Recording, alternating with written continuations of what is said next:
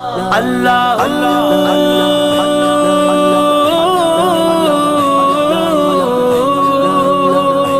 اللہ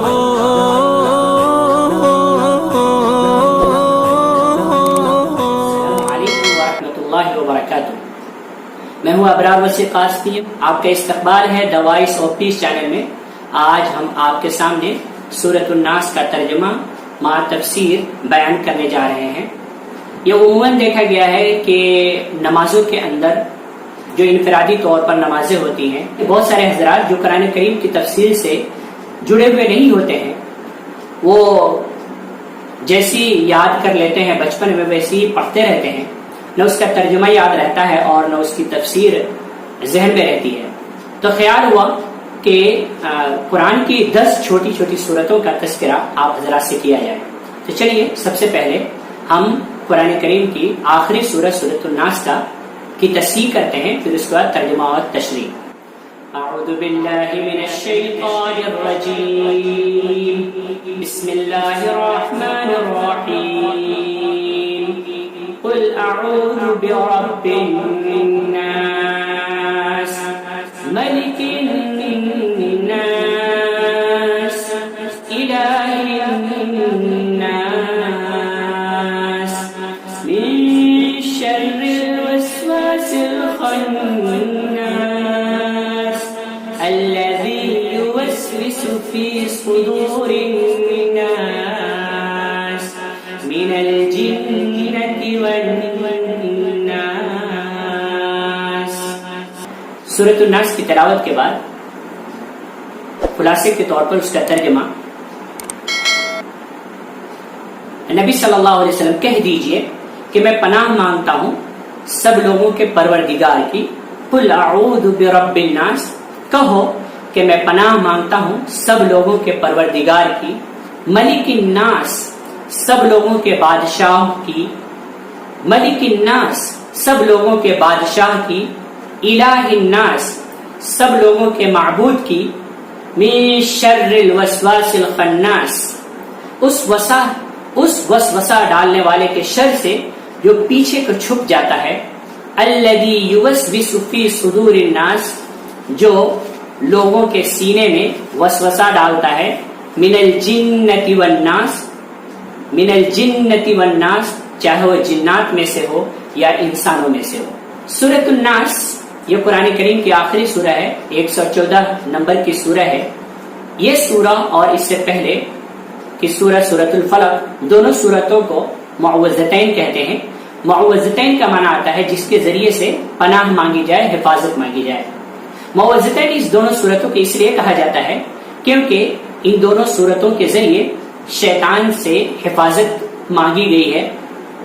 اس کا شان نزول اس طریقے سے ہے، محمد صلی اللہ علیہ وسلم کے اوپر مدینے کے یہودیوں میں سے لبید بن عاصم نے اللہ کے نبی صلی اللہ علیہ وسلم کے اوپر جادو کر دی تھی، اور 2 فرشتے نازل ہوئے اللہ کے نبی صلی اللہ علیہ وسلم کے سر کی طرف، ایک فرشتہ بیٹھ گیا اور ایک فرشتہ پیر کی طرف بیٹھ گیا، اور دونوں نے آپس میں گفتگو کی اور اللہ کے نبی صلی اللہ علیہ وسلم کی تکلیف کا تذکرہ کیا، اور اس میں بتایا کہ اس آدمی نے پیارے آقا صلی اللہ علیہ وسلم کے اوپر جادو کیا ہے، اور اس کا علاج یہ ہے کہ یہ دونوں سورتیں قل اعوذ برب الفلق اور قل اعوذ برب الناس معوذتین کی تلاوت کریں گے تو اس سے ان کی تکلیف دور ہو جائے گی۔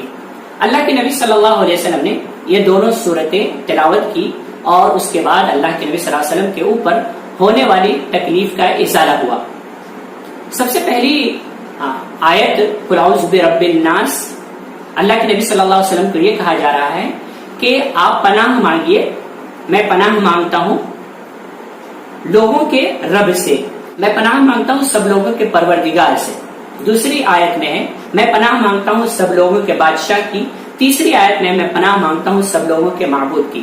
ان تینوں آیتوں کے اندر اللہ تعالیٰ نے اپنے 3 صفات کا تذکرہ کیا ہے، رب، ملک اور الہ۔ رب کا معنی ہوتا ہے پالنے والا، اور تاکید کے طور پر ملک الناس کا تذکرہ ہوا ہے، ملک لوگوں کے بادشاہ۔ رب اگر اللہ کے علاوہ کسی دوسرے کے لیے استعمال ہو تو پالنے والا دوسرا بھی ہو سکتا ہے، اس لیے اللہ تعالیٰ نے آگے ملک الناس کہا کہ لوگوں کا بادشاہ، وہ ہر چیز کا بادشاہ ہے، ہمارا انسان، جنات، ساری مخلوقات اور ساری کائنات کا پالنے والا ہے اور بادشاہ ہے۔ الہ الناس، لوگوں کا معبود ہے۔ الہ کہتے ہیں جس کی جو عبادت کے لائق ہو، صرف اور صرف اسی کی عبادت کی جائے، معبود۔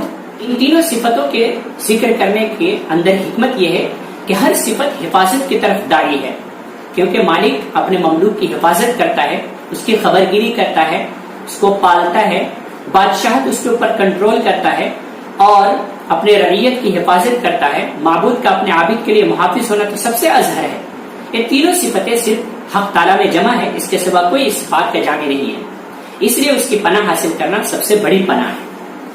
ان تینوں صفات کا تذکرہ کرنے کے بعد رب، بادشاہ اور معبود کے تذکرہ کرنے کے بعد اللہ تعالیٰ نے پیارے آقا صلی اللہ علیہ وسلم کو، اللہ رب العزت نے پیارے آقا صلی اللہ علیہ وسلم کو ذکر کیا۔ تینوں صفات کے ذکر کرنے کے بعد اس کا بیان ہے کہ پناہ معنی مقصود ہے کس چیز سے؟ وسواس سے۔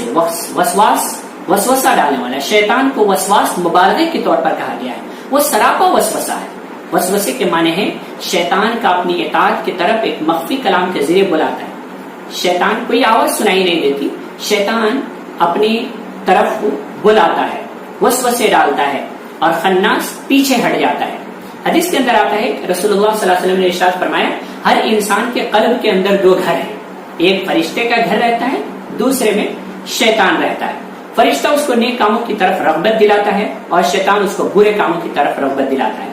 اور جب انسان اللہ کا ذکر کرتا ہے تو شیطان پیچھے ہٹ جاتا ہے، اور جب تک وہ ذکر اللہ میں مشغول نہیں ہوتا تو اپنی چونچ انسان کے دل پر رکھ کر اس میں برائیوں کے وسوسے ڈالتا رہتا ہے۔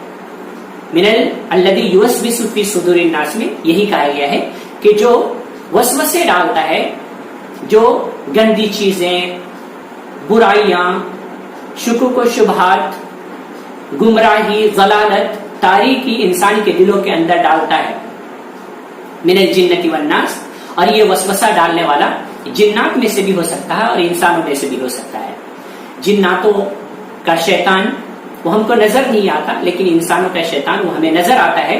وہ اور اپنے باتوں کے ذریعے سے، جس طرح سے شیطان وسوسے ڈال کر کھلم کھلا سامنے آ کر، جس طرح شیطان مخفی طریقے پر انسان کے دل کے اندر گمراہی اور خرافات اور بری چیزیں ڈالتا ہے، اسی طرح سے کھلم کھلا انسان اس کے دل میں کسی معاملے کی طرف شکوک و شبہات پیدا کر دیتا ہے جسے وہ دیکھ نہیں سکتا۔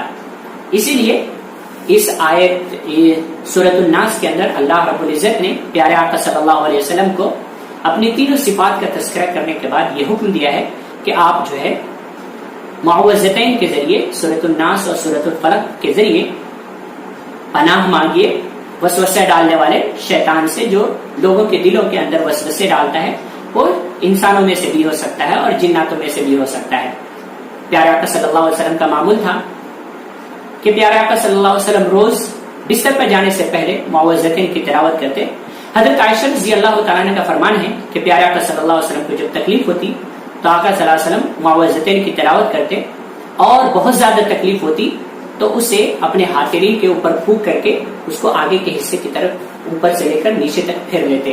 لہذا سورۃ الناس میں جس بات کی تلقین کی گئی ہے، اس سے بات واضح ہے کہ ہمیں ہر وقت اللہ رب العزت سے، شیطان سے، انسانوں میں سے یا جناتوں میں سے ہو، شیطان کے وسوسے سے اور شکوک و شبہات اور گمراہی، ضلالت اور تاریکی سے ہمیشہ پناہ مانگتے رہنا چاہیے۔